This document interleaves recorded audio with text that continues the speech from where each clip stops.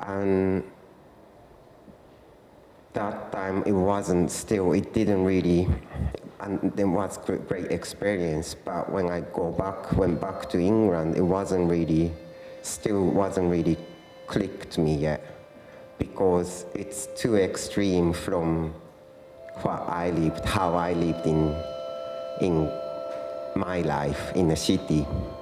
I live in London, so it's just too extreme.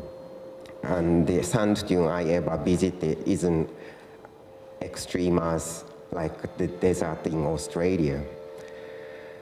So it became part of my material as an idea, but I still had to work. I still had to think how to cook this idea of desert and living in desert, being in desert, and the what I've got from my life, which I've been working on. That's my that is more like my general practice, studio practice. So I try to combine those ideas. It was really hard.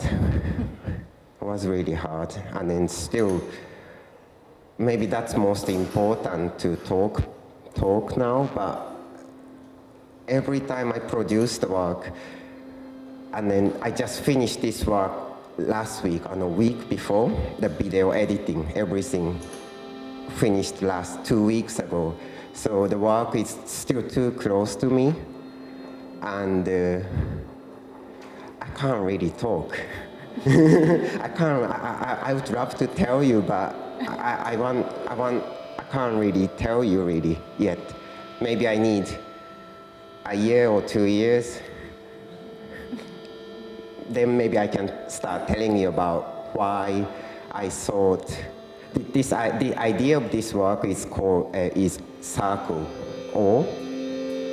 and then I thought this idea or the circulation orbit is something to do with more any kind of our activities, like in life in the city, life in the desert, also somehow related to the circle. So that's why I wanted to make something circle. So the circle spinning or make it some round stuff. So the way I install the screens, kind of surrounding, it's making O shape. It's not quite O, but it's rounds. It's kind of 360 degree or whatever, maybe it's not quite. And then the speaker itself spins, sound itself spins. The spinning object spins, and it's more like infinite movement. And also the video loops, so it comes to the end when you stay here for the duration of this film. It's 8 minutes. So if you stay here more than 8 minutes, then you see it starts again. Maybe that's how the video installation should be, but that's also all. Your work for me has a wonderful sense of continuity and time and age and spatiality. I'm wondering if this experience of being in the Australian desert has brought another dimension to your work? Yeah, as an experience, yeah, it did really. I mean, yeah, it was a great experience, and then still few things I want to work with about Australian landscape, which I couldn't really digest yet and put in the work, but I'm definitely got some more idea from Australian landscape.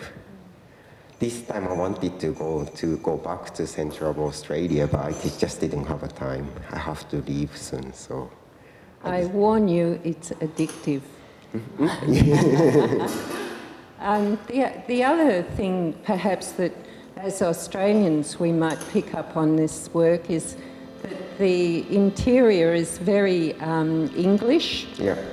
And to juxtapose this English interior, and certainly it has a sense of great history to it, with the Australian landscape in its very eloquent guise. It does speak of our history, and I'm wondering if you were picking up on that.